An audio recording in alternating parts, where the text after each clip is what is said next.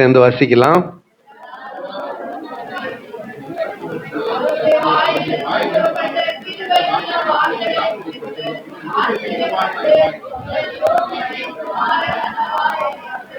ஆமென். இந்த நாள்ல லூக்கா எழுதின சுவிசேஷம் 4ஆம் அதிகாரம் வசனங்கள் 16 - 30 வரை நாம் வாசிக்கிறோம், தியானிக்கிறோம். அருமையான ஆண்டுடைய பிள்ளைகளே, நாம் தொடர்ந்து பழைய ஏற்பாட்டின் தீர்க்க தரிசனங்களும் அது புதிய ஏற்பாட்டின் அதன் நிறைவேறுதலும் என்கின்ற தலைப்புல தியானித்து கொண்டு இருக்கிறோம்.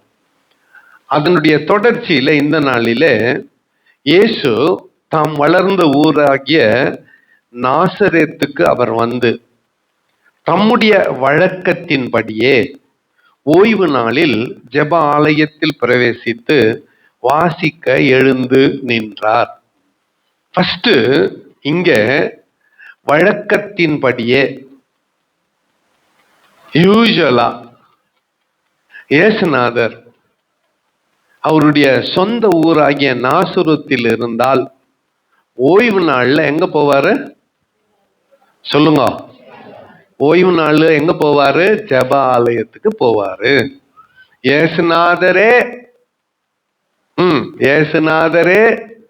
ஓய்வு நாள்ல ஜெப ஆலயத்துக்கு போவது முக்கியமானால் நாம ஏமாத்திரம்?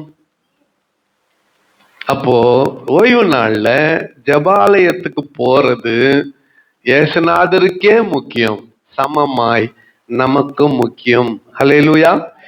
சரி, அவர் போனாரு. போய் வேத வசனத்தை வாசிக்கும்படியாக அவருக்கு வாய்ப்பு கொடுக்கப்படுகிறது. ஒரு புஸ்தக சுருளை அவரிடத்திலே கொடுக்கிறார்கள். அவரிடத்துல கொடுக்கும் பொழுது அவர் எடுத்து வாசிக்கிறார். கர்த்தருடைய ஆவியானவர் என் மேல் இருக்கிறார், தரித்திரருக்கு சுவிசேஷத்தை பிரசங்கம் பண்ணும்படி என்னை அபிஷேகம் பண்ணினார், இருதயம் நறுங்குண்டவர்களை குணமாக்கவும், சிறைப்பட்டவர்களுக்கு விடுதலையையும், குருடருக்கு பார்வையும் பிரசித்தப்படுத்தவும், நொறுங்குண்டவர்களை விடுதலையாக்கவும், கர்த்தருடைய அனுக்கிரக வருஷத்தை பிரசித்திப்படுத்தவும் என்னை அனுப்பினார் என்று எழுதியிருக்கிற இடத்தை அவர் கண்டு வாசித்து புஸ்தகத்தை சுருட்டி பணிவிடைக்காரனிடத்தில் கொடுத்து உட்கார்ந்தார். ஜெப ஆலயத்தில் உள்ள எல்லாருடைய கண்களும் அவர் மேல் நோக்கமாய் இருந்தது. ஹல்லேலூயா. ஒரு அல்லேலூயா சொல்லுங்க. ஃபர்ஸ்ட் இப்போ இந்த நம்ம எல்லாரும் கூட பைபிள இப்படி அவசரத்துக்கு இப்படி படிக்கிறதுக்கு கத்துனுக்கிறோம். ஆமா தானே? நிறைய பேர் அதை பத்தி கண்டுக்கிறது இல்லை. பைபிளை பத்தி சிலருக்கு தங்க வாக்கிய கால அட்டவணை கேலண்டர்னு ஒன்று இன்ட்ரடியூஸ் பண்ணப்போ பேரே என்ன சொல்லுங்க? தங்க வாக்கிய கால அட்டவணை. எந்த சர்ச்சிலும் கிடைக்காது. வெறும் சிஎஸ்ஐ சர்ச்சில் மனு டீச்சர் அவங்க அப்பா கிட்ட கிடைக்கும். கொரமண்டலுக்கு வருஷம் நிக்கணும் அவர்கிட்ட கேலண்டர் வாங்குறதுக்கு. போயிட்டு நின்னா போ இன்னைக்கு காசு குத்துதான், நீ வந்துட்டுக்கிற போய் உங்க அப்பா வர சொல்லுன்னுவாரு.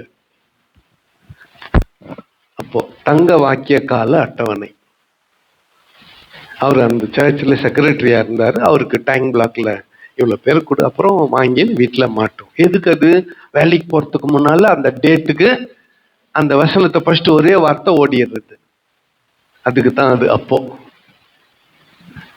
அப்படியா வேலைக்கு போறதுக்கு முன்னால இல்ல வெளியே போறதுக்கு முன்னால இல்ல காலையில எழுந்த உடனே அந்த ஒரு வசனத்தை படிக்கிற வழக்கமாவது இருந்துச்சே, அது கூட இல்லாதவங்க நிறைய பேர் இருக்கிறாங்க.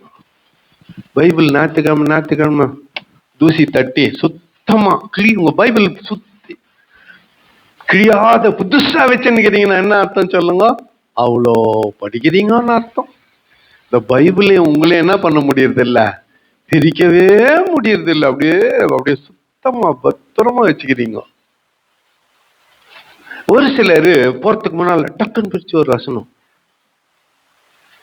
சாஸ்திர புக்கா இத கிளி ஜோசியம்மா கிளி ஒரு கார்டு எடுத்து கொடுக்க, அதை பிரிச்சு பார்த்துட்டு அவன் சொல்றதுக்கு இது இப்படி பிரிச்சுட்டு ஒரு வசனத்தை படிச்சுட்டு அப்படி பிரிச்சு பார்த்தா யூதாஸ் நான்று கொண்டு செத்தான்னுக்குது.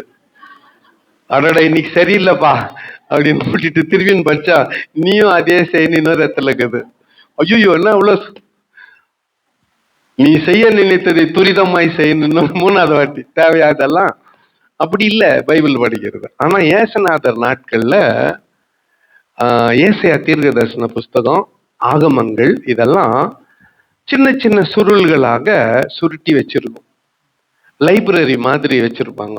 ஏறத்தாழ இவ்வளோ பெரிய அறையில் இருக்கும் சுருள்கள். அதெல்லாத்தையும் தான் எழுத்து வடிவா மாற்றி என்னவா வந்துருச்சு நம்ம கையில, பைபிளா வந்துருச்சு. இதுக்கு பெஸ்ட் எக்ஸாம்பிள் கம்ப்யூட்டர். ஃபர்ஸ்ட் உருவாக்கின கம்ப்யூட்டர் எவ்வளவு பெருசு, இந்த ரூம் அவ்வளோ பெருசு. ஃபர்ஸ்ட் உருவான கம்ப்யூட்டர் இந்த அறை அவ்வளோ பெருசு. சிபியூல இதுல முக்காவாசி சென்ட்ரல் ப்ராசஸிங் யூனிட் இவ்வளோ பெருசு. இன்னைக்கு கம்ப்யூட்டர் என்ன ஆயிடுச்சு, இதுவே பெருசு.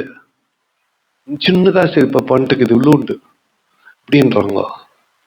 இவ்வளோ பெருசு தான். பெரிய பணக்காரர்கள் அத்தனை வருஷம் இருக்கிறாங்க. இவ்வளோ பெருசு, 3 விரல் அவ்வளோ பெருசு அப்படின்னு. இந்த சூப்பர் கேமராவோட சூப்பர் அது. அந்த அளவுக்கு ஆயிடுச்சு கம்ப்யூட்டர்.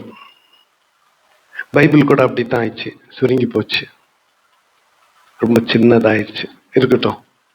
ஆனா ஏசுநாதர் வாசித்த அந்த புஸ்தக சுருள் எவ்வளோ சுருள்கள் இருக்கிறதாங்க. அன்னைக்கு அவரை குறித்து எழுதியிருந்த வேத பகுதிய வேலைக்காரன் கொடுக்குறான். இவரே போய் தெரிஞ்செடுத்துன்னு வாசிக்கல. அவன் எத்தனை வந்து கொடுத்தத பிரிச்சு படிக்கிறாரு. என்னன்னு படிக்கிறாரு, கர்த்தருடைய ஆவியானவர் என் மேல் இருக்கிறார். ஃபர்ஸ்ட் பாயிண்ட், கர்த்தருடைய ஆவியானவர் என் மேல் இருக்கிறார். பர்பஸ், தரித்திரருக்கு சுவிசேஷத்தை பிரசங்கிக்கும்படி என்னை அபிஷேகம் பண்ணினார். இருதயம் நறுங்குண்டவர்களை குணமாக்க, சிறைப்பட்டவர்களுக்கு விடுதலை, குருடருக்கு பார்வை பிரசித்திப்படுத்தவும், நொறுங்குண்டவர்களை விடுதலையாக்கும். இவர மாதிரி ஒரு லிபரேட்டர், விடுதலையாக்குகிறவர், ரட்சிக்கிறவர் யாரும் இல்லை. ஃபர்ஸ்ட் தரித்திரரோடு அவர் தம்மை இணைத்து கொண்டார். He identified himself with the poor. யோவான் ஸ்நானகன் 2 சீஷரை அனுப்பி கேட்கிறான், வருகிறவர் நீர்தானா, வேறொருவர் வர காத்திருக்க வேண்டுமா? இதே அடையாளங்களை சொல்கிறார். குருடர் பார்வையடைகிறார்கள், முடவர் நடக்கிறார்கள், ஊமையர்கள் பேசுகிறார்கள், தரித்திரருக்கு சுவிசேஷம் அறிவிக்கப்படுகிறது என்று போய் அவனுக்கு சொல்லுங்கள் என்று சொல்லி அனுப்பினார். அதுதான் இங்க பார்க்கிறோம். தரித்திரருக்கு சுவிசேஷத்தை பிரசங்கிக்கும்படி என்னை அனுப்பினார். இருதயம் நறுங்குண்டவர்களை குணமாக்க, சிறைப்பட்டவர்களுக்கு விடுதலை கூற, குருடர்களுக்கு பார்வை பிரசித்திப்படுத்த, நொறுங்குண்டவர்களை விடுதலையாக்க, கர்த்தருடைய அனுக்கிரக வருஷத்தை 19ஆம் வசனம், கர்த்தருடைய அனுக்கிரக வருஷத்தை பிரசித்திப்படுத்த என்னை அனுப்பினார் என்று அவரை குறித்து எழுதியிருக்கிற இடத்தை கண்டு அதை வாசித்து அந்த புஸ்தக சுருளை அலைக்காரனிடத்துல கொடுத்து உட்கார்ந்தார். இப்ப பிரசங்கம் பண்ண உட்காருகிறார். பைபிளை படிச்சுட்டாரு. ரபிக்கள் உட்கார்ந்த வண்ணமாய் பிரசங்கம் பண்ணுவாங்க. ஒரு விசேஷித்த மேடை இருக்கும், அதுல பிரசங்கம் பண்ண உட்கார்ந்தார். எல்லாருடைய கண்களும் அவர் மேல் நோக்கமாயிருந்தது. அப்பொழுது அவர் அவர்களோட பேச தொடங்கி, உங்கள் காதுகள் கேட்க இந்த வேத வாக்கியம் இன்றைய தினம் எழுதப்பட்ட இந்த வேத வாக்கியம் இன்றைய தினம் நிறைவேறிற்று என்றார். இந்த வார்த்தையை கேட்டதும் எல்லாரும் அவருக்கு நற்சாட்சி கொடுத்து, அவருடைய வாயிலிருந்து புறப்பட்ட கிருபையுள்ள வார்த்தைகளை குறித்து ஆச்சரியப்பட்டு. இன்னைக்கு இதுதான் என்னுடைய செய்தியினுடைய சாராம்சம். நம்முடைய வாயிலிருந்து புறப்பட வேண்டிய கிருபையின் வார்த்தைகள். நல்லா ஞாபகம் வச்சுக்கோங்க, எல்லாரும் ஞாபகம் வச்சுக்கோங்க. நம்முடைய வாயிலிருந்து புறப்பட வேண்டியது கிருபையின் வார்த்தைகள். இதை கொஞ்சம் நிறுத்திட்டு பின்னால இருக்கிற ஸ்டோரிக்கு போயிட்டு கன்க்ளூஷன்ல இங்க வரலாம். அப்பதான் இந்த செய்தி நிறைவா இருக்கும். இவன் யோசேப்பின் குமாரன் அல்லவா என்று இயேசுநாதரிடத்துல சொன்னார்கள். வைத்தியனே, உன்னை நீயே சுகமாக்கிக் கொள் என்று எழுதியிருக்கிறபடி, பழமொழியை படி, கப்பர்நகூமிலே உன்னால் செய்யப்பட்ட கிரியைகள் எவைகளோ அவைகளை உன் ஊராகிய நாசரேத்திலும் செய் என்று சொல்லுவீர்கள் என்பது நிச்சயம் என்று சொன்னார். கப்பர்நகூமிலே இயேசுநாதர் பிறவி குருடனை சுகமாக்கினார், குஷ்டரோகியை சுகமாக்கினார், காற்றையும் கடலையும் அதட்டினார். அவைகள் அடங்கிற்று. இவைகள் எல்லாம் கப்பர்நகூமில, கெனசரேத்து கடல்ல, கலிலேயா கடல்ல, அங்க கடற்கரையில இவைகள் எல்லாம். அந்த அற்புதங்களை இங்கு செய்யன்னு கேட்குவீங்க. ஆனா ஞாபகத்துல வச்சுக்கோங்கன்னு 2 தீர்க்க தரிசிகளை இயேசுநாதர் நினைப்பூட்டுகிறார். ஒன்று, 3.5 வருஷம் மழை பொழியாது என்று எலியா தீர்க்க தரிசினால் உரைக்கப்பட்டது. மழை பொழியாது என்ற உடனே பஞ்சம் ஏற்படும். எத்தனையோ விதவைகள் இருக்கிறார்கள். அவர்களிலே சாரிபாத் என்கின்ற ஒரு விதவை மாத்திரம்தான் தெரிந்து கொள்ளப்பட்டாள். இங்க நிறைய பேரு சரப்தா அப்படின்னுக்குது, பழைய ஏற்பாட்டுல சாரிபாத்துன்னுக்குது, புதிய ஏற்பாட்டுல சரப்தான்குது, பைபிள்ல ரொம்ப என்னக்குது மிஸ்டேக்ஸ் இருக்குது அப்படின்ட்டு வாதம் பண்ற நிறைய இவங்க ஞானிகள். பழைய ஏற்பாடு எபிரேய பாஷையில எழுதப்பட்டது. எபிரேய பாஷையில அதுக்கு பேர் என்ன சொல்லுங்க? சாரிபாத். புதிய ஏற்பாடு கிரேக்க பாஷையில கிரேக்க பாஷையில எழுதப்பட்டது. அப்போ கிரேக்க பாஷையில சாரிபாத் என்பதற்கு சரப்தான் பேரு. புரியுதா? புரிஞ்சுச்சா இல்லையா? ஜேம்ஸ் என்ன சொல்லுங்க? புதிய ஏற்பாட்டுல ஜேம்ஸ்னா யாக்கோபு, ஜேக்கப்னா என்ன? அப்ப ஜேம்ஸும் ஜாக்கபும் ஒன்னா? ஓகே, ஜேம்ஸ் புதிய ஏற்பாட்டுல, எபிரேய கிரேக்க பாஷையில, ஜேக்கப்பு யாக்கோபு பழைய ஏற்பாட்டுல. மொழி மாறும் பொழுது வார்த்தைகள் அர்த்தம் மாறுகிறது. அதாங்க. சாரிபாத் விதவையை தவிர வேறொருவருக்கும் கட்டளையிடப்படவில்லை.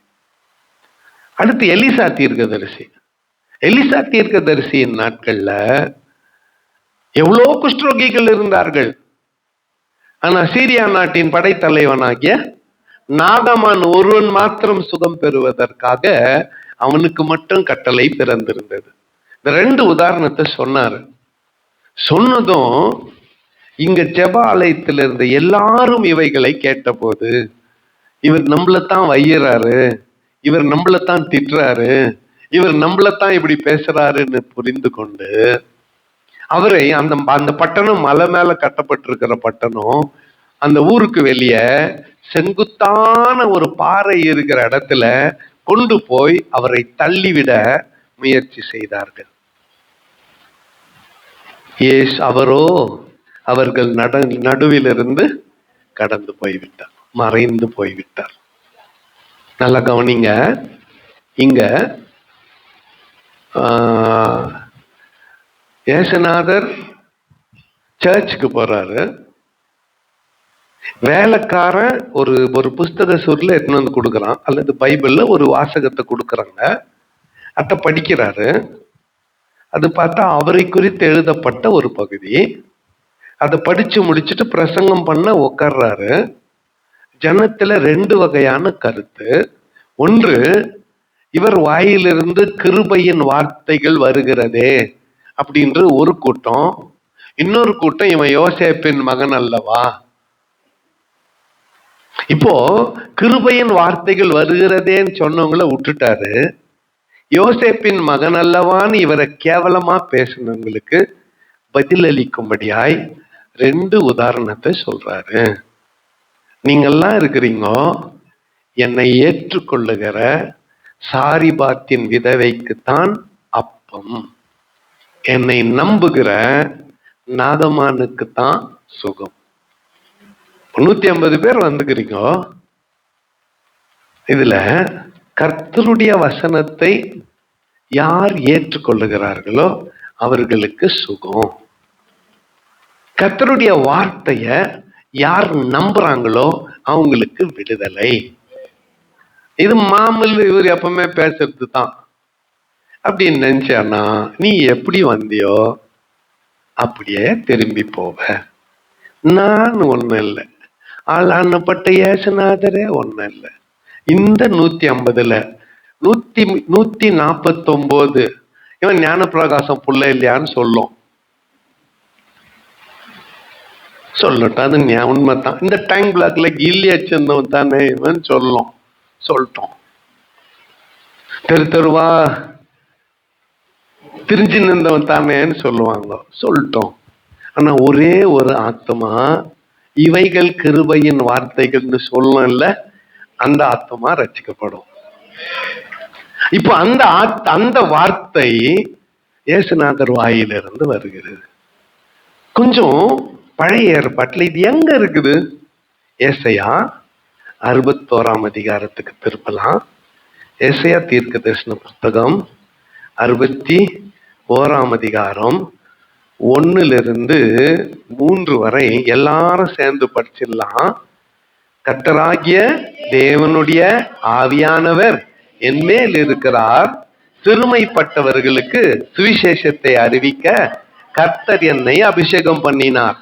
இருதயம் நொறுங்குண்டவர்களுக்கு காயம் கட்டுதலையும், சிறைப்பட்டவர்களுக்கு விடுதலையையும், கட்டுண்டவர்களுக்கு கட்டவிழ்த்தலையும் கூறவும், கர்த்தருடைய அனுக்கிரக வருஷத்தையும், நம்முடைய தேவன் நீதியை சரிக்கட்டும் நாளையும் கூறவும், துயரப்பட்ட அனைவருக்கும் ஆறுதல் செய்யவும், சியோனிலே துயரப்பட்டவர்களை சீர்படுத்தவும், அவர்களுக்கு சாம்பலுக்கு பதிலாக சிங்காரத்தையும், துயரத்துக்கு பதிலாக ஆனந்த தைலத்தையும், ஒடுங்கின ஆவிக்கு பதிலாக துதியின் உடையையும் கொடுக்கவும் அவர் என்னை அனுப்பினார்.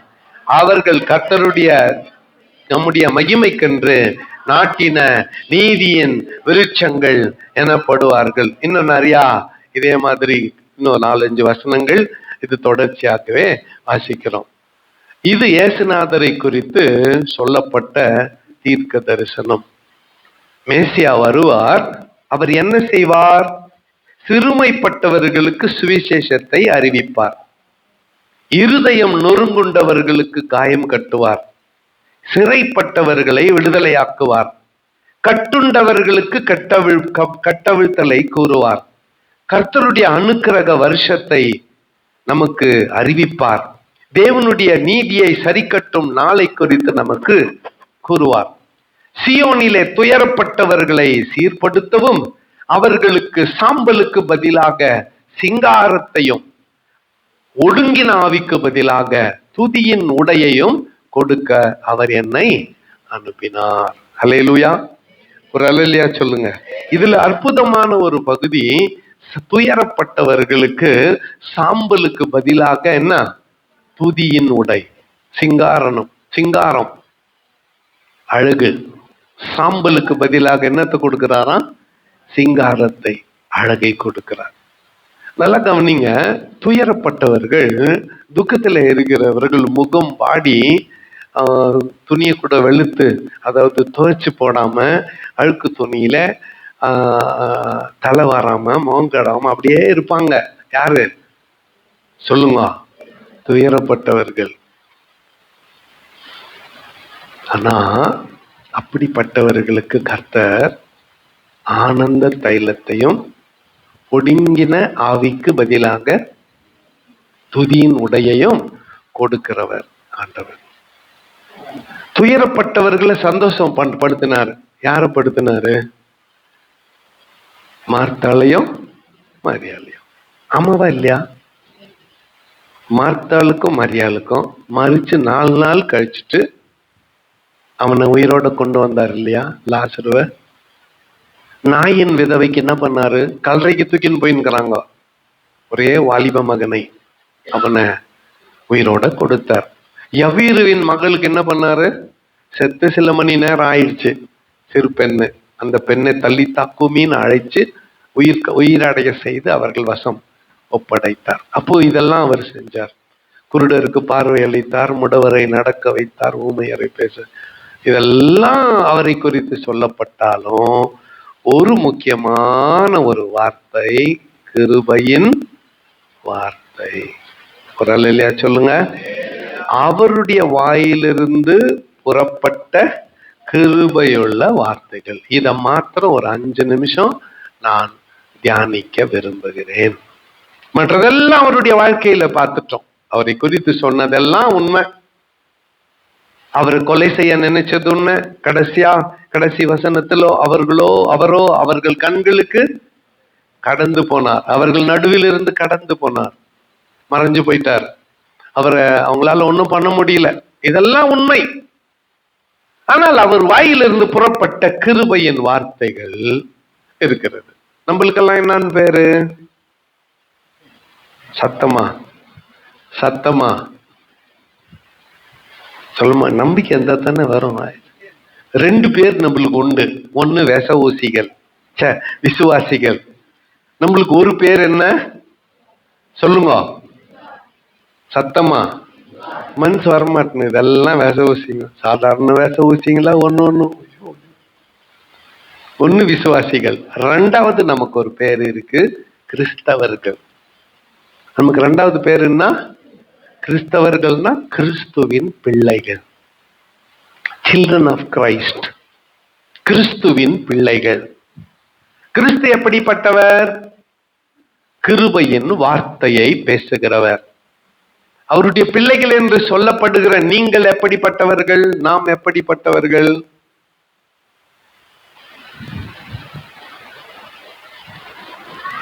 வருஷத்துக்கு ஒரு நாளாவது இந்த வாயில கிருபையின் வார்த்தை வருதா? எப்ப பாரு உருணுக்குறது, டென்ஷனாவே இருக்குது, எல்லாரையும் திட்டுறது. நான் கூட அப்படித்தான் இருந்தேன். எல்லாத்துக்கும் சண்டை போட்டுன்னு இருந்தேன். எல்லாத்துக்கும் சண்டை போட்டுனேன். வார்த்தைக்கு வார்த்தை, சொல்லுக்கு சொல்லு. இப்போ அப்படியெல்லாம் செய்யாம இருந்திருந்தா நல்லா இருந்திருக்குமோன்னு தோணுது. உடனே கோணையான உடனே நிமித்திட முடியாது. You cannot straighten it unless God intervenes. கர்த்தர் தலையிட்டால் ஒழிய என்ன பண்ண முடியாது? ஸ்ட்ரெயிட்டன் பண்ண முடியாது. கோணலானதை நம்மால நேராக்க முடியாது. யார் தான் அதை செய்ய முடியும்? கர்த்தர் தான் செய்ய முடியும். கண்டித்து ஒன்னும் சாதிக்க போறதில்ல. 2 வகையில ஒருத்தரை உட்கார வைக்கலாம்.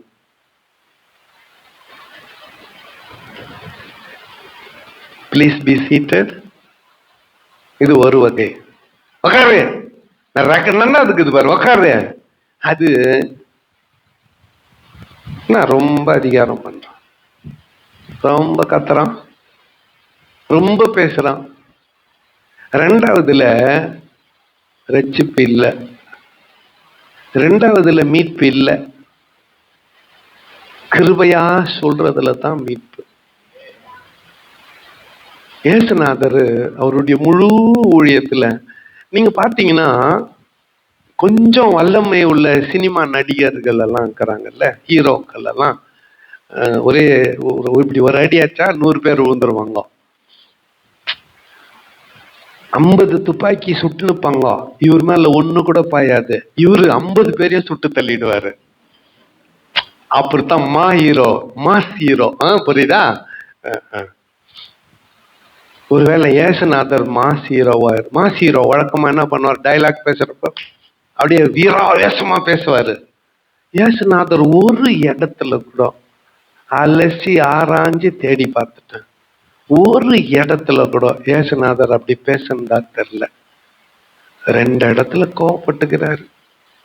தேவாலயத்தை போயிட்டு அந்த விற்கிறவர்களை எல்லாம் அந்த டேபிள் எல்லாம் தள்ளி போட்டு, அங்க கூட என் வீடு எல்லா ஜனத்துக்கும் ஜெப வீடு எனப்படும், இதை கள்ளர் குதையாக்கினீர்களேன்னு சொல்லியிருக்காரு. இன்னொன்னு, அவருடைய மரணத்தை குறித்து பேசி நின்ற போது பேதுரு தனியா கூட்டின்னு போய் இயேசுநாதரை இப்படி எல்லாம் பேசக்கூடாதுன்னு கண்டிச்சான் பாரு. அப்ப அவனை பார்த்து எனக்கு அப்பால போ சாத்தானேன்னு சொல்லிக்கிறாரு. இந்த ஏரோது இயேசுநாதரை கொலை செய்ய வகை தேடுகிறான் என்று இயேசுநாதர் கேள்விப்பட்டு கழுதையின் மேல ராஜபவனி வந்துட்ட பிறகு ஒரு ஜோக் ஒன்று சொல்லி அனுப்புறாரு. ஒரு ஒரு ஒரு செய்தி ஒன்று சொல்லி அனுப்புறாரு. என்ன தெரியுமா? இன்றைக்கும் நாளைக்கும் மனுஷகுமாரன் தமது ஊழியத்திலே எருசலேமிலே நிறைவேற்ற வேண்டும் என்றும், நாளை மறுநாள் அவர் பாவிகளிடத்திலே ஒப்படைக்கப்படுவார், அது வரையில என்ன ஒன்றும் பண்ண முடியாதுன்னு போய் அந்த நரிக்கு சொல்லுங்கள்னு சொன்னார். இப்படி ஒன்று ரெண்டு அத்தை கூட ரொம்ப லாவகமா, அத்தை கூட ரொம்ப சூப்பரா, அத்தை கூட ரொம்ப பாலிஷ் பண்ணி தான் சொன்னாரே தவிர கடும் சொற்களை இயேசு எங்கும் பயன்படுத்தவில்லை. மலை பிரசங்கத்தை எடுத்துங்க. இப்படி உங்களுக்கு உரைக்கப்பட்டிருக்கிறதே, நான் உங்களுக்கு சொல்லுகிறேன், இப்படி எழுதப்பட்டிருக்கிறது, இப்படி உங்களுக்கு உரைக்கப்பட்டிருக்கிறதே, இப்படி சொல்ல கேள்விப்பட்டிருக்கிறீர்களே, நான் உங்களுக்கு சொல்லுகிறேன், இப்படி எழுதி இருக்கிறது. இப்படித்தான் இயேசுநாதர் பேசினாரே தவிர கோவம்ட்டா நம்ம சண்டை போடுறோமே, கத்துறமே, அப்படி ஒரு நாளும் அவர் பேசல. A mark of a Christian, he must have graceful words in his mouth. கிறிஸ்தவின் அடையாளம், அவன் வாயிலே கிருபையின் வார்த்தைகள் காணப்பட வேண்டும். சில நேரத்துல நீங்க கூட நிறைய நேரத்துல என் செய்திய நிறைய பேரு தப்பா புரிஞ்சுக்கிறது உண்டு. அதுக்கு காரணம் நான் இல்ல, நீங்க பாதி தூக்கத்துல கேட்கறது. அதுக்கு நான் பொறுப்பே எடுக்கிறது இல்ல, நான் அது கடந்து போயிருவேன். ஏன்னா நீ எங்க சுத்தினாலும் கடைசியா இங்கத்தான் வரணும்னு எனக்கு தெரியும். நீ கோவமாக்குற டைம்ல நானும் வேணுனே கண்டுக்காம திரும்பி போயிருவேன். நீ என்ன கெட்ட வார்த்தையில திட்டிருந்தா கூட சரி, நீ திட்டின நான் கேள்விப்பட்டா கூட சரி, ஏன் என்ன இப்படி திட்டின நான் கேட்கவே மாட்டேன். ஏன்னா அந்த அந்த எர்மாட்டு தோலை ஆண்டவர் எனக்கு குத்துட்டார். என்னது? எர்மாட்டு தோலை குத்துட்டார். என்ன சொன்னாலும், நீ என்ன சொன்னாலும் அது என்ன ப்ரொவோக் பண்ண போறதில்லை. ஏன் இதை சொல்ற நல்லா கேட்டுக்கணும். ஒரே ஒரு காரணம், நம்ம சொல்லப்படுகிற எல்லா வார்த்தைக்கும் பதில் அளிச்சா அந்த உறவை இழந்துருவோம். கண்டுக்காம போயிட்டா நாளைக்கு என்ன ஆகும்? ஒப்புரவு ஆகும். வீட்டுல சண்டைய அவாய்ட் பண்றதுக்கு வழி என்னன்னு சொல்றேன் கேளுங்களேன். மாமியாரு ஒரு வார்த்தை திட்டாங்க. இப்பெல்லாம் மாமியாரால திட்ட முடியாது. மாமியாரை தான் நம்ம வீட்டிலேயே சேர்க்கறது இல்லையா? மாமியாரா? யார் அது? ரொம்ப பேசுறாங்க உங்க அம்மா. நான் சொல்ல முடியுமா ரொம்ப பேசுறாங்க உங்க அம்மான்னு?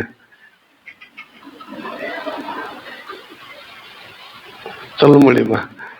காது போச்சு, கண்ணு போச்சு, பல்லு போச்சு, சொல்லு மட்டும் போல.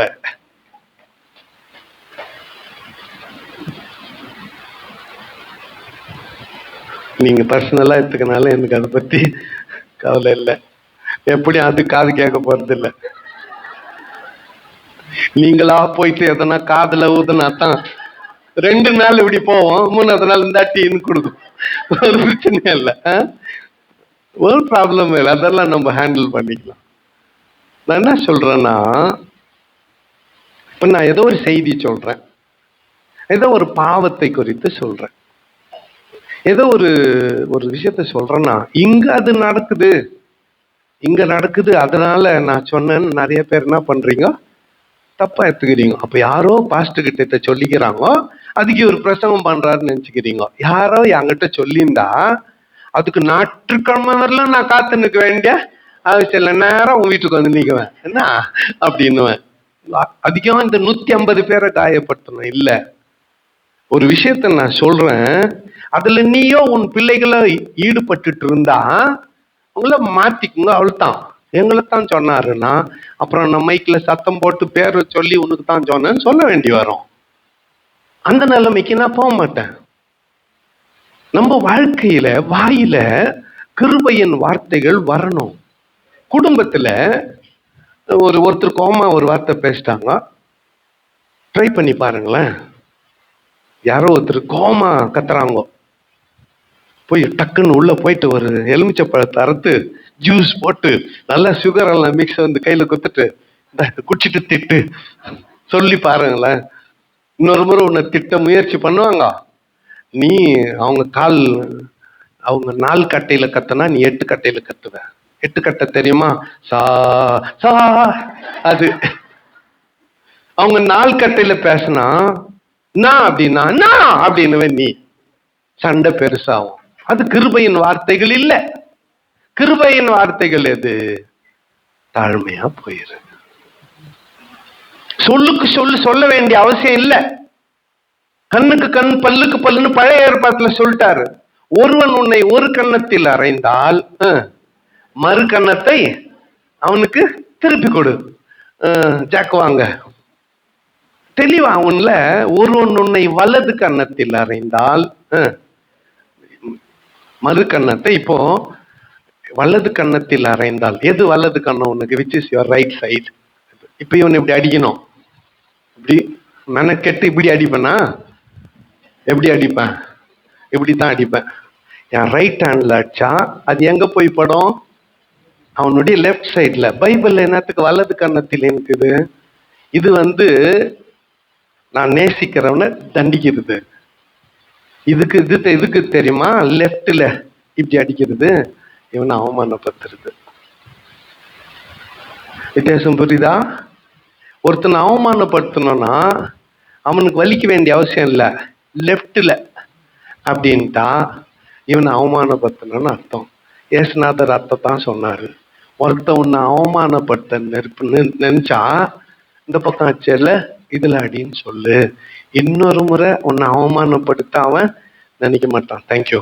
இன்னொரு முறை உன்னை அவமானப்படுத்த நினைக்க மாட்டான். புரிஞ்சுச்சா? அப்போ எங்க கிருபையின் வார்த்தை வாயில இருந்தா உனக்கு எதிரிகளே இல்லை. You have no enemies. ஒவ்வொரு வார்த்தைக்கு நீ பதில் சொல்ல வேண்டிய அவசியம் இல்லை. கெட்ட வார்த்தையில உன்னை திட்டிருந்தா கூட சத்தான் உடன்ட்டு போய் பாருங்களேன், உனக்கு அது எந்த பாதிப்பும் ஏற்படுத்த போறதில்லை. உனக்கு அது எந்த பாதிப்பும் ஏற்படுத்த போறதில்லை. அப்படி இருக்கும் பொழுது நீ அதே வார்த்தையை சொல்லி மறுபடியும் திட்ட வேண்டிய அவசியம் இல்லை. அதே அளவுக்கு நீ மறுபடியும் பேச வேண்டிய அவசியம் இல்லை. பேசாத போயிருங்க, அமைதியில போயிருங்க. அன்னைக்கு ஏசுநாதரை அந்த ராத்திரி அவமானப்படுத்தும்படியாத்தான் ஒருத்தன் அடிச்சான் வலது கன்னத்துல. அவனை அப்பா ஏன்பா வலது கண்ணு இப்படி அடி, வசதியா இந்த பக்கமா அடின்னு காமிச்சார். மறுக்கண்ணத்தையும் திருப்பி கொடுத்தார்.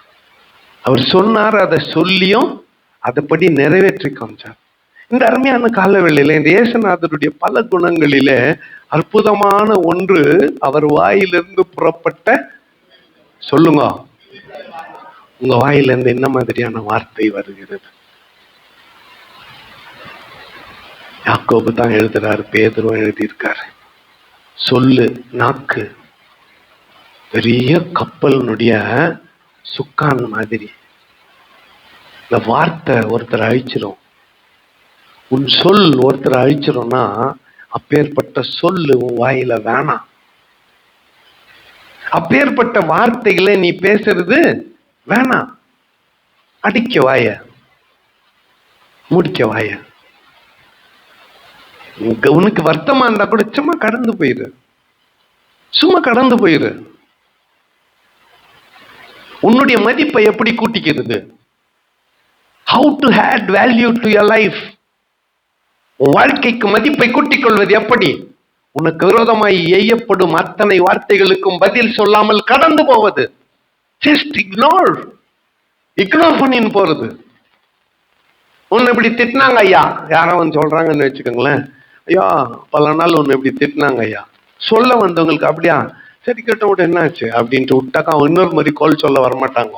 ஃபர்ஸ்ட் இன்னொரு முறை கோல் சொல்ல வரமாட்டாங்க. ரெண்டாவது திட்டினவங்க நம்ம என்ன திட்டினாலும் இவனுக்கு சொரணியே இல்லையே, திருப்பி என்ன சொல்ல மாட்டேன்னுக்கிறான், திருப்பி திட்ட மாட்டேன்னுக்கிறானே, உன்னை யாரா அடிப்பாங்கன்றாங்கல்ல, அந்த மாதிரி உன்னை யாரா திட்டுவாங்கன்னு இனிமேல் உன்னை யாருமே திட்ட மாட்டாங்க.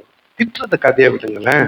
நம்ம வாயில கிரேஸ்ஃபுல் வார்த்தை, கிருபையுள்ள வார்த்தை புறப்பட்டு வரட்டும்.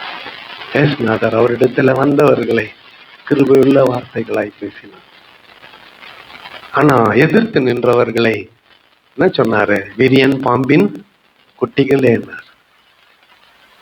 ஆனால் அவரை எதிர்பார்த்து, அவரை நம்பி, அவரை விசுவாசித்து வந்த எல்லாருக்கும் அவரை குறித்து எழுதப்பட்டிருக்கிற தீர்க்க தரிசனத்தின்படி நல்ல வார்த்தைகளையே சொன்னார், நன்மையானதையே சொன்னார், நன்மையானதையே செய்தார். ஒரு குஷ்டரோகி வந்தான், ஏசுநாதர் கிட்ட முழங்கால் படியிட்டான், அப்படியே முட்டி போட்டு, ஆண்டவரே உமக்கு சித்தமானால் என்னை சுத்தமாக்கும்.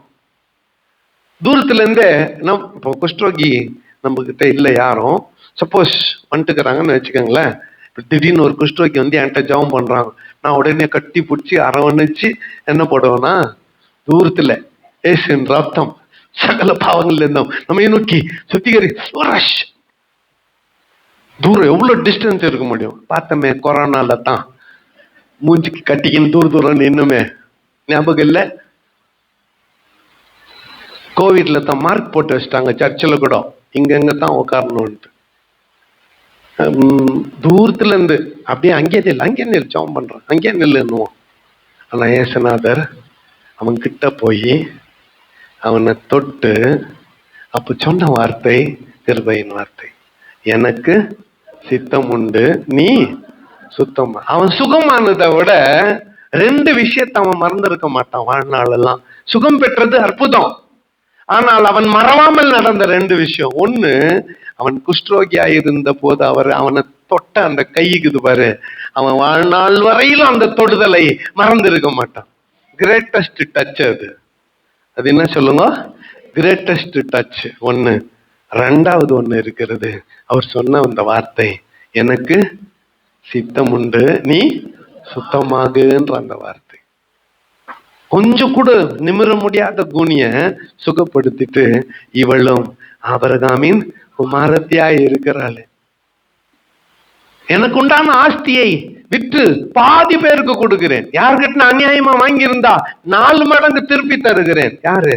சகேயு. அவனு பார்த்து அவனுக்கு சொன்ன சிம்பிளான ஒரு வார்த்தை இன்றைக்கு இந்த வீட்டுக்கு வச்சு வந்தது. இவனும் ஆபிரகாமின், அந்த பெரும் பணக்காரன் சகேயு வாழ்நாள் வரையில மறந்து இருக்க மாட்டான், பிரேம் போட்டு மாட்டிட்டு இருப்பான். என்னது இப்போ அப்பெல்லாம் எம்ஜிஆர் கூட போட்டோ எடுத்து, சிவாஜி கூட போட்டோ எடுத்து பிரேம் போட்டு என்ன பண்ணிட்டு இருப்பாங்க, மாட்டிட்டு இருப்பாங்கல்ல. அந்த மாதிரி ஏசுநாதர் சொன்ன அந்த வார்த்தைய வாசகமா எழுதி மாட்டி இருப்பான், வாழ்நாள்ல மறந்து இருக்க மாட்டான். இன்றைக்கு இந்த வீட்டுக்கு ரட்சிப்பான். இவனும் அப்படிப்பட்ட கிருபையின் வார்த்தைகள் நம்முடைய வாயில் வருகிறதா,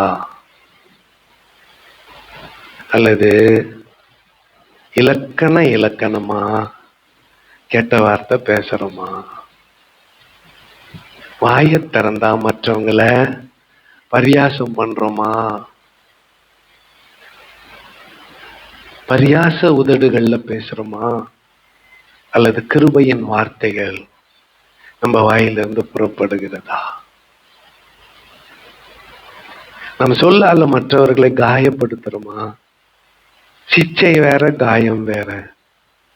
சிச்சை ரிடம்ஷன் இல்லாத சிச்சை ஃபெயில்யூர், மீட்பில்லாத சிச்சை ஃபெயில்யூர். இதை எனக்கு சொல்லி கொடுத்தது ஆர்லஸ் அண்ணன். மீட்பில்லாத சிச்சை தோல்வினாரு. ஒருத்தர் தப்பு பண்ணிட்டாங்க, அவங்கள தொர்த்திடுறது இல்லை, மன்னித்து ஏற்றுக்கொள்வது. ஆனால் அவங்க குற்றத்தை சுட்டி காட்டி மன்னித்து ஏற்றுக்கொள்வது தான் ரியல் சால்வேஷன், உண்மையான ரட்சிப்பு. நாம் யாருமே பர்ஃபெக்ட் இல்லை, நம்ம எல்லாருக்குள்ள பலவீனம் இருக்கிறது. அப்படி இருக்கும் பொழுது நாம் யார் மற்றவர்களை கடுஞ்சொல் சொல்லி பேசுவதற்கு? குறைஞ்சது இந்த ஒரு அறிக்கையாவது பண்ணுங்க. இனி வரும் நாட்களில் என் சொல்லால நான் யாரையும் காயப்படுத்த மாட்டேன். என் வாயிலிருந்து கிருபையின் வார்த்தைகள் வரட்டும் ஆண்டவரே. என் வாயிலிருந்து கிருபையின் வார்த்தைகள் வரட்டும். ஒண்ணு சொல்றேன் கேளுங்க. எப்போ உங்க வாயிலிருந்து கிருபையின் வார்த்தைகள் வருதோ அப்போதுல இருந்து கர்த்தர் உங்களை என்ன பண்ணுவாரு? ஆசீர்வதிப்பார். கிருபையின் வார்த்தை தானா வராது, தாழ்மையிலிருந்து வரும். It will come from humility. இந்த கிருபையின் வார்த்தைகள் தாழ்மையிலிருந்து வரும். தாழ்மையை அணிந்து கொள்வோம், கிருபையாய் நடந்து கொள்வோம். கர்த்தர் நம்மை ஆசீர்வதிப்பார். கண்களை மூடி நாம் ஜெபம் செய்வோம். ஒரு நிமிஷம் எல்லாரும் கைகளை உயர்த்தி வாய் திறந்து, ஆண்டவரே உம்மை போல கிருபையின் வார்த்தைகள்